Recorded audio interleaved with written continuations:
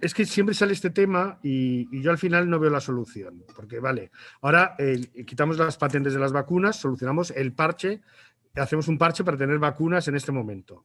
Pero la próxima crisis que haya, el laboratorio de turno no va a fabricar nada. ¿Cuál es la solución a largo plazo? Porque claro, si le van a quitar la patente según salga el producto porque hace falta, nadie va a invertir. Entonces, ¿cuál es la solución? Empresas estatales, nacionales de farmacia, un pool a cargo de la OMS o de un organismo equivalente. Vamos a ver, Emilio, en el tema de investigación, que es lo que planteas, en el caso de esta vacuna, pero en el caso de los demás medicamentos actuales, va siendo así ya de manera general, la investigación se hace en universidades o institutos de investigación. AstraZeneca, no es la vacuna de AstraZeneca, es la vacuna de Oxford, del Instituto Jenner, donde se ha financiado. Ya, pero luego todo eso, Fernando, hay que llevarlo a la industria. Sí, claro. Hay que tener un proceso a gran escala que no podemos, porque si Oxford pudiera, pasa como con las vacunas del CSIC. Si nos tuviéramos capacidad, si ese laboratorio tuviera la capacidad de producirla, luego no se la vendía a una empresa, lo haríamos nosotros. No, pero no lo hacemos porque de momento no podemos. Emilio, ¿cuál es la solución? Emilio, sí se puede, porque lo que hace AstraZeneca es contratar con Serum Institute, le transfiere la tecnología y ahí es donde se van a producir los 2.000 millones de dosis. Que por cierto ahora, como India tiene más problemas, ha suspendido las exportaciones. Pero lo que hacen las empresas es subcontratar con otras que son las que fabrican. Entonces, lo que AstraZeneca iba a hacer antes de cederle la exclusiva a lo que Oxford iba a hacer antes de ceder la exclusiva a AstraZeneca era ceder esa licencia a todas las plantas que quisieran en el mundo. Esto es lo que hay que hacer, cederle a CIBA, cederle a todos los que tienen capacidad de producción, que son, en este caso, de vacunas, unas 200 plantas en el mundo, ¿no? Y esas son las que fabrican. No tiene por qué haber esa intermediación de una a la que le das la titularidad. Lo mismo hace Pfizer, lo mismo hace Moderna, lo mismo hacen las demás. Subcontratan con otras plantas que van a fabricar. Que contrate directamente con India, Oxford, que sea una empresa india que lo va a hacer más barato. Entonces, el problema no es quitar las empresas, el problema es buscar empresas que lo hagan barato. Si la licencia es abierta, tú tienes que hacer una licencia no exclusiva para que se fabrique en todo el mundo a precio de coste. Y esto es lo que se podría hacer por una organización de los gobiernos que lo planteara. Técnicamente, la investigación la hacen universidades, la de Moderna, son los institutos americanos de salud, NIH, son los que han investigado. Y luego ceden a Moderna. Y Moderna subcontrata con las plantas que fabrican. Entonces, eso está un intermediario al que se le da un dinero con una exclusividad, un monopolio, que el problema que tiene, como decía Vanessa, es que es el que decide quién va a fabricar y le cede, por ejemplo, la producción a Serum Institute. Pero en India hay 4, 6, 8 como Serum Institute que podían estar fabricando y no lo hace. De la otra forma sí lo podríamos estar haciendo y por eso decimos que en vez de poder fabricar 10 millones de dosis al día, podríamos estar haciendo 60 millones al día, que son las que necesitamos. Sí, es que, Emilio, el problema en este momento es que la industria farmacéutica tiene unos beneficios del 16 y 18%. Es decir, el problema que nosotros planteamos es no ya con las vacunas, sino con cualquier otro medicamento, que no puede ser que el coste sea tan terrible, tan excepcional. Es decir, que un medicamento, como Andrew Hill ha demostrado en varias ocasiones, y no solo Andrew Hill, vale 10 euros y sin embargo sale a 1.000 euros. Eso es absolutamente inasumible. Es decir, que el problema, la industria farmacéutica ha planteado como discurso fundamental que no, el coste del medicamento es el que es porque tienen que invertir gran cantidad de dinero en el desarrollo de las investigaciones. ¿Qué sabemos hoy? Hoy sabemos que la fase 1 y 2 de cualquier medicamento, de por ejemplo el que señalaba el último medicamento para la atrofia muscular espinal, la fase 1 y 2 se realiza fundamentalmente en instituciones públicas o a través de financiación pública o de organizaciones non-profit. En la fase 1 y 2. Donde entra la industria farmacéutica es en la fase 3, en la fase de ensayo clínico. Y en esa fase de ensayo clínico sabemos cuáles son los costes. Hay múltiples análisis de diferentes universidades y entidades que sabemos perfectamente lo que cuesta el desarrollo de una fase 3. Y desde luego no justifica para nada unos precios de la naturaleza de los que la industria farmacéutica pone a los medicamentos de patente y de marca. Entonces, este es el problema. Con las vacunas, ¿qué ha pasado? Idem ne adeniden. La vacuna, ¿dónde se origina? Se origina fundamentalmente en la Universidad de Pensilvania, las de mRNA. En la Universidad de Pensilvania, donde está la señora Katalin Karikó y el señor Weissman. Y entonces estos señores están trabajando no para vacunas, ellos trabajaban para tratar fundamentalmente el cáncer de una manera personalizada, ¿vale? Y entonces ellos están trabajando y desarrollando esto con fondos públicos. Cuando terminan su desarrollo y ven que hay una oportunidad de tratar a los pacientes, montan una startup, una empresa pequeña, que es como ocurre ahora, porque ten en cuenta que la mayor parte de la investigación de nuevas moléculas la hacen universidades e instituciones públicas que luego los profesionales que han hecho esa investigación en función de una ley, la ley Bayh-Dole en Estados Unidos, pues estos lo que hacen son montar una startup para terminar el desarrollo y tal. ¿Y qué ocurre con la industria farmacéutica? La actual, la Big Pharma, que entra. ¿Y cómo entra? Comprando la startup. Pone que era el caso de la hepatitis C, el caso de Sofosbuvir. ¿Había sido Gilead la que había investigado Sofosbuvir? No. Gilead pone 8.000 millones de dólares y compra la startup que había desarrollado Sofosbuvir. Ese es el problema. El problema es el abuso que la patente le concede para poner el mayor precio posible. Y ese es el problema que hay. Es decir, el problema no es quién invierte o quién no invierte. El problema es que la patente en el modelo actual concede a la empresa, a la industria farmacéutica, la posibilidad de poner el precio que quiera, sin tener que explicar cuáles han sido sus costes de investigación, los de verdad, cuáles han sido sus costes de desarrollo, cuáles han sido sus costes de producción, cuáles sus costes de distribución y de marketing. No estaríamos totalmente de acuerdo en que la industria farmacéutica nos explicara eso y nos dijera, muy bien, estos han sido mis costes y aplico un beneficio razonable y pongo un precio. Ah, no, esto no ocurre así, porque el procedimiento es un procedimiento especulativo en el que de entrada se pone el mayor precio posible. Y este es el problema en el que nos encontramos. Y por lo tanto hay que abordarlo ahí, en ese punto en el que estamos. Si no, no tendremos solución y estaremos continuamente padeciendo de una manera terrible las consecuencias de un modelo de patentes y precios que lesiona gravemente los intereses de la salud y de la humanidad. Vanessa quería contestar también, ¿no? Sí, gracias. Hola, Emilio. Me alegro de saludarte. Yo quería, bueno, pues aportar o sumar a lo que han dicho ya Ramón y Fernando. O sea, yo creo que la dificultad intelectual sobre cómo resolver este problema, yo creo que cada vez se va desvaneciendo más, ¿no? Más que nada porque yo creo que ahora mismo con todo el tema de las vacunas, creo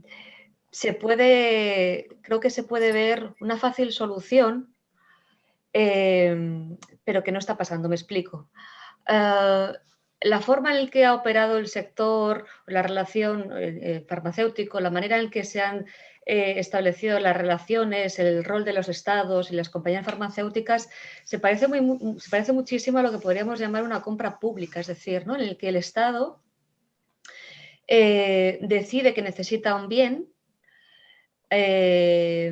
y que necesita unos actores que lo puedan desarrollar y entonces decide invertir en diferentes partes de la cadena, desde la investigación hasta el refuerzo de la capacidad de producción, hasta, digamos, en diferentes aspectos, ¿no? del proceso necesario. Y esto ocurre, como sabemos, en muchos sectores, ¿no? Sobre todo el de defensa, aeroespacial y demás, ¿no? Entonces, lo que estamos viendo es que ha pasado un poco eso, ¿no? Los países dicen, necesitamos unas vacunas. Entonces, deciden movilizar una cantidad ingente de recursos económicos. Los colegas Médicos Sin Fronteras han calculado que en torno a unos 10.000 millones de los estados, pero seguramente es más. Y esa ha sido un poco la actitud. ¿Qué pasa? Que, sin embargo, luego a la hora de la verdad, en la práctica, no se ha operado de esa manera. Y me explico. ¿Qué podría haber pasado y cuál sería la solución? El que los estados se ponen de acuerdo, organizan el dinero, ponen dinero público y deciden que van a reforzar la capacidad, como decía antes, de investigación y desarrollo tanto en las universidades como en las empresas, como unas que puedan tener más capacidad de producción, otras que tengan una capacidad más de desarrollo, etcétera, etcétera, etcétera. Y de alguna manera los estados se reservan la capacidad de poner cuál puede ser el precio de ese producto, por supuesto, incorporando un margen de beneficio que sea razonable y, como decía antes también Fernando, manteniendo un régimen de propiedad intelectual en el que nadie tenga la exclusividad, que todo el mundo que tenga la capacidad y la voluntad de hacerlo, todas las empresas puedan fabricar las vacunas, puedan ganar dinero, pero que sean los estados de forma mancomunada el que deciden, bueno, pues que eso tenga un margen de beneficio razonable, un precio que sea asumible, un precio por otra parte que sea similar para todos los países y nos estaríamos ahorrando toda esta competencia entre unos países y otros y en el que de alguna manera, bueno, pues todos salimos ganando y en el que los estados tienen la capacidad también de ir acelerando o manteniendo, digamos, sostenida la producción. Y no que hemos, como decía antes, movilizado una cantidad de dinero público sin precedentes, hemos hecho casi como un encargo al sector de que produzca unas vacunas, pero luego hemos dejado toda la responsabilidad que nos tendría que llevar asociada, ¿no? esta apuesta y lo hemos dejado en manos de las compañías farmacéuticas. No sé si me he explicado bien poniendo un poco el ejemplo, ¿no?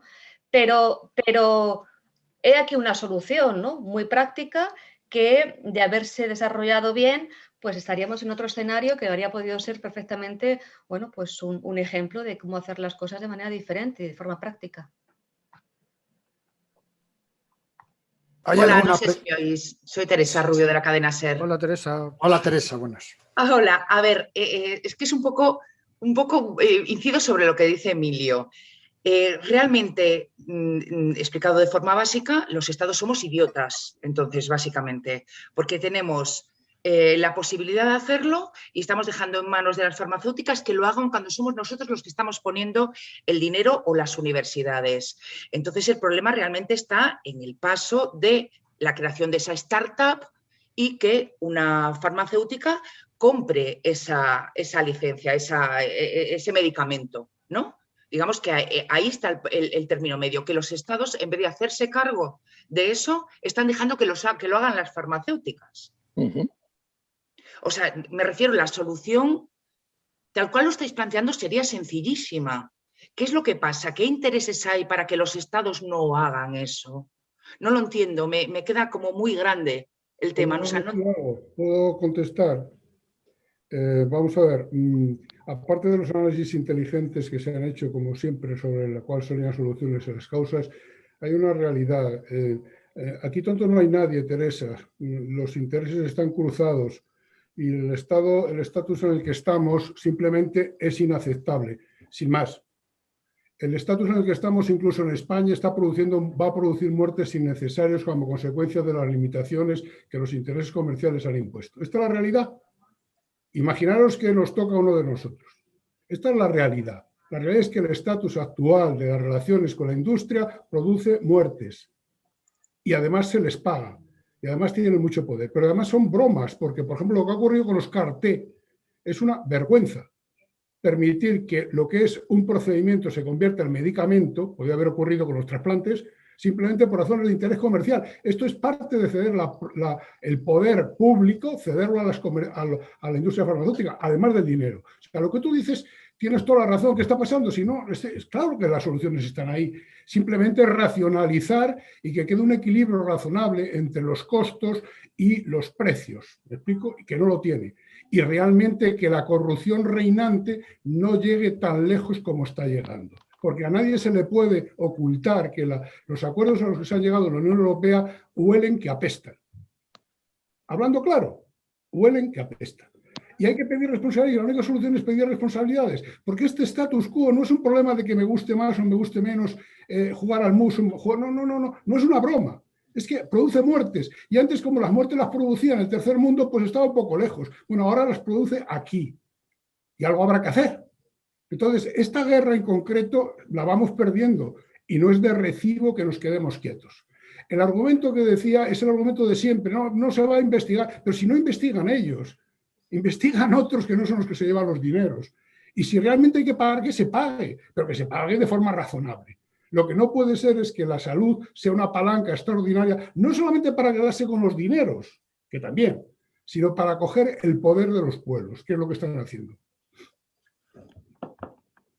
Fijaros, Teresa, que en la dinámica de lo que es esta situación de las vacunas, lo hemos visto. O sea, que decías, un gobierno podría, o los gobiernos de la Unión Europea podrían haber decidido, en vez de ceder las licencias exclusivas, haber forzado licencias abiertas, y entonces, como antes comentaba, en vez de que ahora una empresa, Pfizer, contrate con por ejemplo, Sanofi para que le haga sus vacunas, pues directamente, como antes apuntaba Vanessa, al ser un contrato de compra pública, lo que hacemos es que definimos con Merck o con Sanofi, les encargamos esa fabricación, igual que están haciendo Pfizer o Moderna o AstraZeneca con otras grandes empresas de marca, como pueden ser Merck o Sanofi, o de genéricos, como es Serum Institute.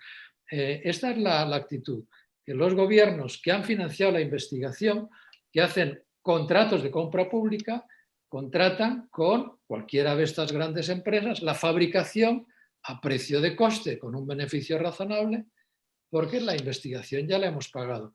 Esto mismo, que aquí es evidente en el caso de las vacunas, también, como apuntaba Ramón Gálvez, vale para el resto de productos sanitarios. Esta es nuestra tesis. Pero aquí, en todo caso, en las vacunas es evidente. La investigación se ha puesto con dinero público, se ha llegado hasta una fase de desarrollo y ahí los gobiernos es como que no supieran qué hacer. Entonces dicen, bueno, cedemos la patente, la exclusividad y que lo haga Pfizer, que lo haga Moderna, que lo haga AstraZeneca. ¿No? Hay una alternativa mucho mejor. Desde el punto de vista de precio, en vez de pagar en medio 10 euros por dosis, pagaríamos en media 1 o 2 euros por dosis. Esto es mucho dinero. Y en volumen de producción, en vez de tener que estar ahora distribuyendo en España 150.000 dosis al día, que es las que estamos aplicando, estaríamos pudiendo aplicar 350, 400.000 dosis, que son las que necesitamos para que a final de junio estuviéramos vacunados. No vamos a estar a final de junio. El verano y las vacaciones y el turismo no se va a poder hacer porque no va a haber vacunas a tiempo. Pero el problema no es esta pandemia que ya es terrible, es que van a seguir. O sea, esto nos pone en evidencia la necesidad de cambiar el modelo. Es una llamada urgente y ahí los gobiernos tienen que sentarse y responder con responsabilidad. Como decía Juan José Endín, esto es una situación que nos hace exigir a los gobiernos que cambien de actitud, que no cedan esta responsabilidad a las empresas y al mercado. Tienen que asumir esa responsabilidad. Dice Emilio de Benito que AstraZeneca que pone las vacunas a precio de coste. No, si ya recibió el dinero antes y se había pactado el precio. O sea, es por adelantado, en función de unas condiciones que no ha respetado. O sea, es decir, esto es el mundo al revés. Por cierto, contratos que, dicho sea de paso, que ya está. Si esto no nos llama la atención, yo creo que es tremendo, ¿no? Es decir, contratos que se desconocen absolutamente, incluso para los europarlamentarios, para los que han pagado. Por eso digo que es que huele que apesta. Es decir, AstraZeneca, claro que pone unas vacunas, dice a precio de coste, lo dudo, pero bueno, vamos a dejarlo ahí. Claro, cuando ha contratado unas condiciones con unos dineros que se han adelantado extraordinarios con anterioridad. Claro, esto es el mundo al revés, ¿no? Es decir, te dan los clientes, te pagan el dinero, te lo garantizan todo y luego cuando lo tengo todo no respeto los pactos que he establecido, los compromisos. Y además es posible no respetarlos. Y además los efectos secundarios que produzca la vacuna se los endosa a los gobiernos. Los voy a reclamar a las compañías y los endosa a los gobiernos. Esto es una locura, es un disparate. Y la pregunta es, ¿pero cómo que esto es necesario que sea así? De ninguna manera. Solamente preguntemos una cosa, fijaros, que el retraso en las vacunaciones que nos lleguen a España, vamos a hablar solo de nosotros.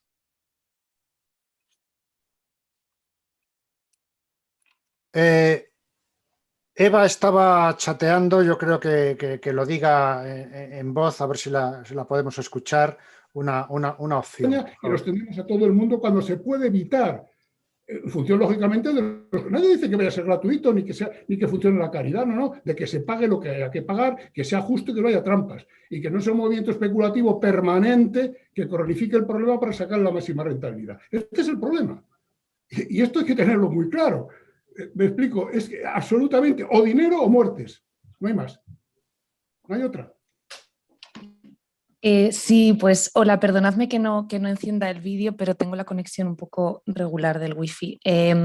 Yo quería, comentaba esto porque es verdad que, bueno, mi nombre es Eva Iraizoz, también de la Fundación Salud por Derecho, y es verdad que esto es algo que hemos hablado entre las ONGs y las iniciativas que estamos tratando el tema ahora sobre los $3 de la vacuna de AstraZeneca, ¿no? Yo creo que aquí hay dos cuestiones. Por un lado, cabe preguntarse si estos $3 realmente es un precio de coste. La realidad es que no lo sabemos, pues por lo que estaban comentando pues Fernando, Ramón, Vanessa previamente, ¿no? No conocemos realmente cuáles son los costes de investigación y desarrollo. Esto no es algo exclusivo de las vacunas COVID, sino que es algo que se repite en todo el modelo farmacéutico. Entonces, bueno, pues sería interesante conocerlo. La falta de transparencia es uno de los problemas que vemos constantemente y es el primer paso para generar este modelo pues tan confuso, tan opaco y que roza a veces, bueno, pues el ámbito, permitidme llamarlo hasta mafioso, ¿no? Y en segundo lugar, también cabría preguntarse si, bueno, hay que tener en cuenta que estos $3 son $3 por dosis, que la vacuna de AstraZeneca, como sabéis, son 2 dosis, lo que daría una suma de unos 6-7 dólares por vacunación completa. Y este precio que en países como el nuestro nos puede parecer irrisorio, en otros países puede suponer un porcentaje altísimo del gasto en salud per cápita. O sea, en otros países puede suponer un 30%, un 40% del gasto en salud. Entonces, bueno, cuando hablamos de precios baratos, pues yo creo que también hay que tener en cuenta estas dos cosas.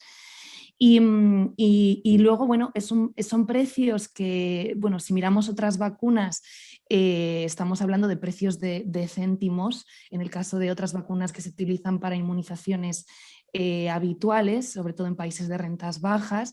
Entonces, bueno, que esto de que si $3 es barato, es caro, yo creo que lo importante es que sea un precio de coste, que sea además un precio que se mantenga en el largo plazo, porque si recordáis también, AstraZeneca ha prometido mantener este precio mientras dure la pandemia, pero tampoco sabemos qué es lo que considera AstraZeneca pues eso, por ese mientras dure la pandemia.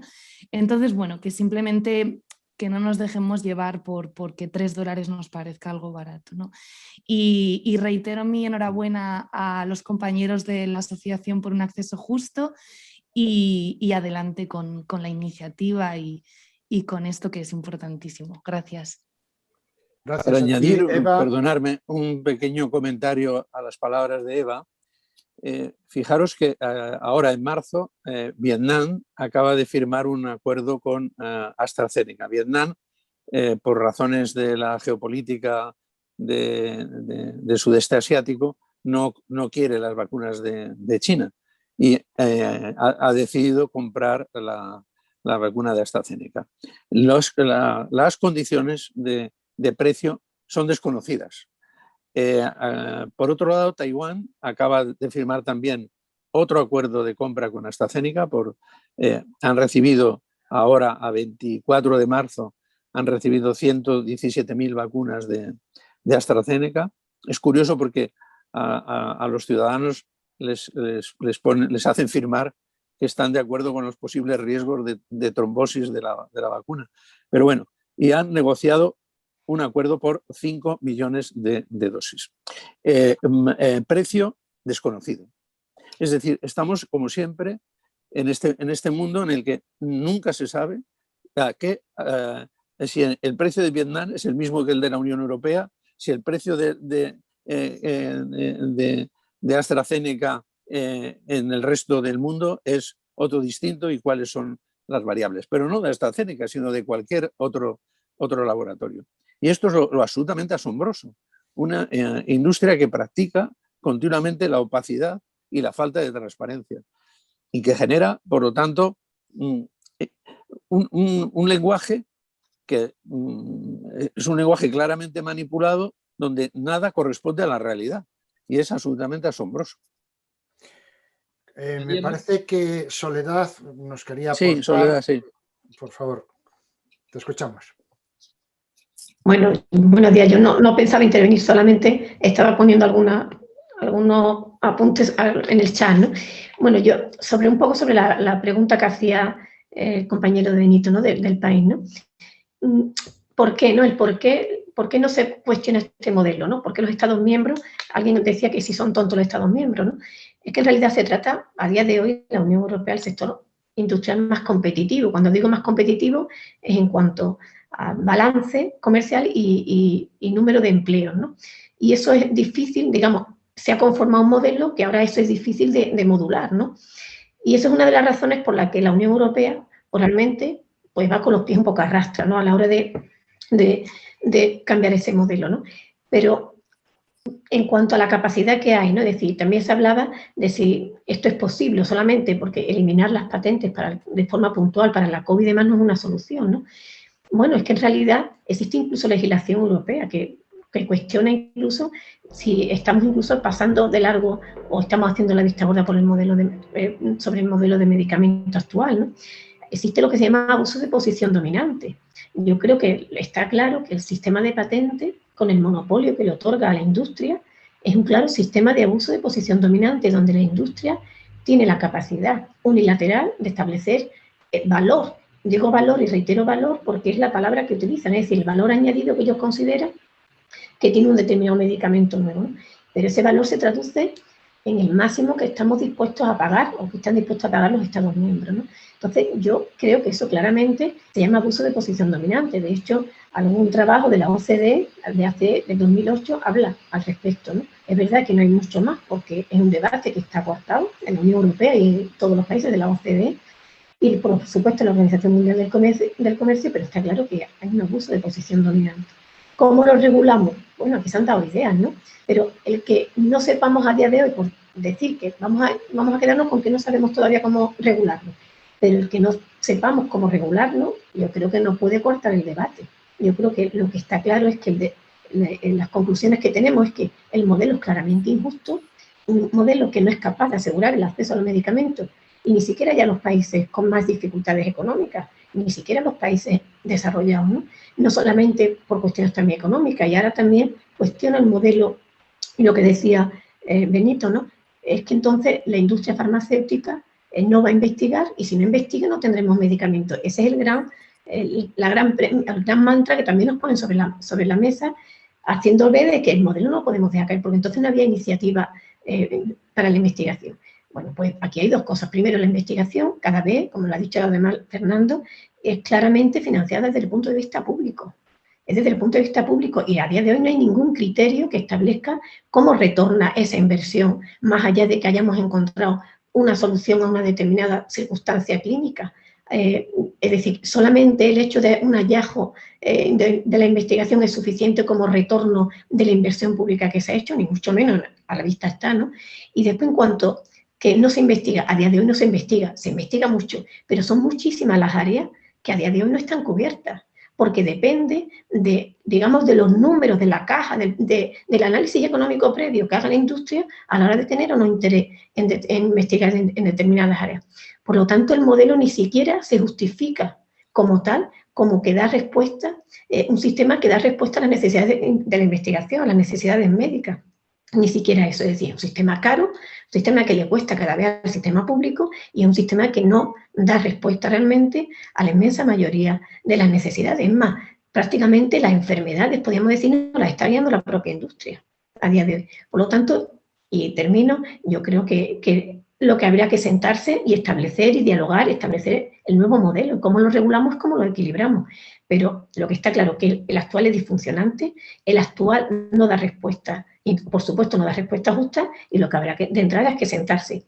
¿Dónde llegamos y finalmente cómo se establece? Bueno, hablemoslo. Probablemente, bueno, entre lo que nosotros defendemos y lo que la posición de la industria, probablemente hay un punto intermedio, o por lo menos sí, pero es cierto que nosotros lo tenemos claro, un margen de beneficio sobre los costes. Pero, desde luego, si eso no es aceptable por parte de la industria, desde luego eso no puede ser una contrapista para que no establezcamos un debate. Yo creo que eso sería lo principal, ¿no? Y, en definitiva, bueno, espero que con la iniciativa, la decía también Ramón, ¿no? El aldabonazo fue la hepatitis C, ahora tenemos otro gran reto como es la vacuna para esta pandemia, pero yo además creo que urge que abramos ese debate. De ahí la importancia que las instituciones europeas, sobre todo las instituciones a nivel internacional, abran ese debate, porque yo me temo que si este debate de nuevo se cierra de puntillas, como se cerró con la hepatitis C, porque al fin y al cabo acabamos pagando, hubo una rebaja, pero acabamos pagando y no sabemos realmente lo que pagó cada uno de los Estados miembros, realmente acabamos pagando y la vacuna del COVID pasará lo mismo. Pasaremos de puntillas y seguiremos con el mismo modelo, un modelo cada mes que realmente es ineficiente. Y termino, pongo otro ejemplo, no tenemos antibióticos desde hace muchísimas décadas, antibióticos nuevos, no hay porque no interesa. No le interesa a la industria farmacéutica porque no considera que va a tener un alto retorno económico de esa investigación que supuestamente hace desde el ámbito privado. Por lo tanto, no tenemos un sistema que esté dando respuesta a los grandes retos en salud pública y en salud que tenemos a nivel mundial, ¿no? Y dejo sobre la mesa, ya no hablo de enfermedades raras o de enfermedades con menor prevalencia, hablo de temas de antibióticos, que es una de las grandes amenazas que se nos ha olvidado porque ha empezado la pandemia, pero se considera que en unos años puede ser incluso su mortalidad por falta de un antibiótico adecuado superior a la del propio cáncer.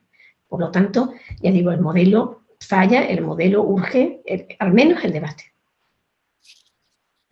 Gracias, Soledad. ¿Hay alguna pregunta más? Sí, dime, Emilio. Sí, una muy concreta. La propuesta esta de Sudáfrica e India, ¿cuándo hay que verla? ¿Cuándo la tiene que volver a ver la Organización Mundial del Comercio? ¿Eso cómo funciona? ¿Es porque va por reuniones periódicas? ¿Hay un proceso de debate abierto? Yo creo que Fernando tiene una información precisa de este tema.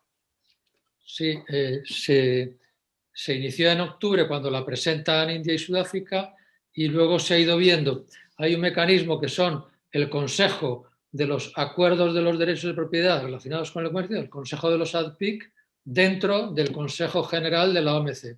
Entonces, primero se ve en el Consejo de los ADPIC y se ve en una o dos reuniones informales. Luego hay una reunión formal y después pasa al Consejo General de la OMC.